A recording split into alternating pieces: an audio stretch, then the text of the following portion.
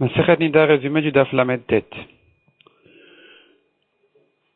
La Mishnah nous apprend un grand chidouche qui dit, pendant les 11 jours qui suivent les 7 jours de Nida, parce que la Nida, elle est mea pendant 7 jours, Minatora, après, au bout de 7 jours, elle se trempe au mikveh, et les 11 jours suivants sont les jours de Zava, qui veut dire que si elle a vu pendant ces 11 jours-là, elle risque de devenir Zava. Pendant ces 11 jours-là, elle n'est pas censée voir ses règles pendant ces 11 jours-là, et donc elle est Bechezkat Théora. Le Gemara va expliquer de plusieurs manières qu'est-ce que veut dire cette phrase-là, quelle est la halakha qu'on a appris par là. La Mishnah ensuite continue et dit, une femme qui ne s'est pas vérifiée, pour n'importe quelle raison, elle n'a pas fait sa bdika, elle est Théora. Mais si est arrivée la date de ses règles, elle ne s'est pas vérifiée, elle est Tméa, sauf si elle était dans une situation de guerre, elle se cachait par peur de la guerre. Là, on dit que la crainte, la peur, elle empêche les sangs, et donc elle est théora si elle ne s'est pas vérifiée ce jour-là. La Mishnah termine en disant, le zav, la zava qui compte leur shiva nekiim, ou même une zava ktana, une femme qui a vu qu'une seule fois qu'un jour dans les 11 jours, et qui elle donc n'a pas gardé les 7 jours shiva nekiim, mais un seul jour elle doit garder, eh bien, elles sont, dans tous ces cas-là, ils sont bechezkat tuma, ils sont censés voir ces jours-là, donc s'ils ne se sont pas vérifiés, alors ils doivent lui craindre. Ils doivent lui craindre que la tuma est venue. Ils sont obligés de se vérifier. Maintenant, la Gemara vient expliquer qu'est-ce que la Mishnah venait nous dire par la première phrase, le premier mot qui disait que dans les 11 jours, elle est bechezkat tara. Elle est censée être théora. Qu'est-ce que ça veut dire? Propose la Gemara première explication. Elle n'a pas besoin de se vérifier pendant ces 11 jours-là. La Gemara se prolonge un peu sur ce sujet-là, si elle doit oui, elle doit pas. Et ça, c'est déjà une première explication. Deuxième explication que dit la Gemara, on pourrait expliquer d'une autre manière cette phrase-là que on a vu dans la Mishnah, donc elle est bechezkat tara. Ça vient nous apprendre qu'elle n'a pas à craindre les 24 heures. Donc malgré qu'en général, elle doit craindre 24 heures, une femme qui voit ses règles, elle doit se dire peut-être que ça fait déjà 24 heures qu'elle est tméa. Ici, pendant ces 11 jours, elle n'a pas à le craindre. Et autre explication, donc c'était la deuxième explication que j'ai sautée, c'est de dire que notre Mishnah, elle parle d'un cas spécial d'une femme qui n'a pas de moment régulier à voir ses règles. Et selon Rabbi Meir, cette femme-là, elle doit se divorcer, elle peut pas rester avec son mari parce qu'elle doit toujours craindre qu'elle a reçu ses règles. Et là, notre Mishnah va nous apprendre que par contre, les 11 jours qui suivent ces jours de Nida, elle n'a rien à craindre et elle est permise à son mari pendant ces 11 jours-là. Malgré tout, ils doivent se divorcer parce qu'on craint quand même qu'ils en arrivent à voter pendant les autres jours, pendant les jours qui suivent les 11 jours. Pendant les jours, elle est vraiment censée voir. Donc ensuite, on a vu l'explication qui disait que pendant les 11 jours, elle ne craint pas les 24 heures. Et une quatrième explication qui dit que la Mishnah vient nous apprendre qu'une femme ne se fixe pas sa date de ses règles pendant les 11 jours de Ziva.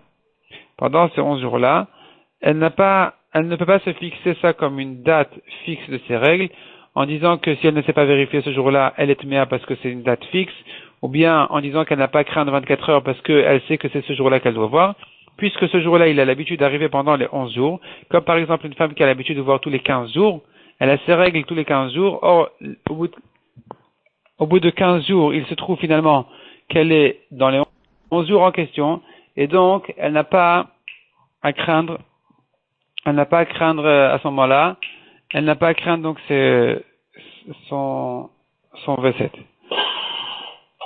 La Gemara ensuite, on arrive de ça à justement la halakha qui dit que Shmuel a dit, il se rapporte sur une Mishnah qui dit, une femme qui avait l'habitude de voir tous les 15, et elle est passée au 20, elle est interdite le 15 et le 20. Il faut comprendre qu'est-ce que ce 15-là. Pourtant, on vient de dire que le 15 n'est pas un jour qui peut être fixé, puisque ça tombe dans les jours de Ziva.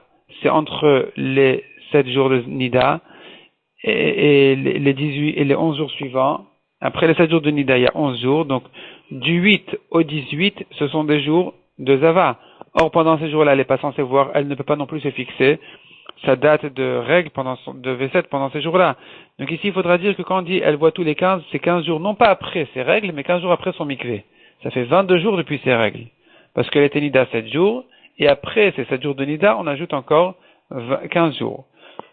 Donc ça fait 22. Elle avait l'habitude de voir au bout de 22 jours. Et là, elle a vu exceptionnellement au bout de 27. C'est là on dit qu'elle doit craindre et les 22 et les 27. Maintenant, comment je compte les 22 et les 27? Alors la Gemara ici, elle pose au passage une autre question. Est-ce qu'elle doit quand même craindre cette date-là? La date donc, une date qui tomberait dans les jours de Ziva. On a dit, elle ne veut pas se fixer. Elle ne peut pas se fixer cette date-là. Mais est-ce qu'elle doit quand même la craindre? Et la Gemara, elle veut prouver qu'elle doit craindre cette date-là, parce que quand on dit qu'elle craint et le 22 et le 27, alors quand tu ajoutes 22 sur 22, tu rentres dans les jours de Zava depuis le 27. Elle a vu le 27 finalement alors qu'elle aurait dû voir le 22. Donc à partir du 27, je recommence à compter 7 jours de Nida et 11 jours de Zava. Et quand elle craint le 22, non pas depuis le 27, mais depuis le 22 précédent, qui était 5 jours avant le 27, elle tombe dans les jours de Zava. Ça lui fera le 17e jour, qui est entre le 8 et le 18, qui sont des jours de Zava. Et malgré tout, elle doit le craindre, et la Gemara le repousse en disant non, c'est pas ça le pshat. Elle compte le 22 et le 27 depuis la dernière fois où elle a vu. Elle était censée voir le 22, elle l'a pas vu, c'est vrai. Est arrivé le 27, elle a reçu ses règles. À partir de ce 27-là, elle compte 22, elle craint. Elle compte encore 5 jours de plus, et elle craint le 27.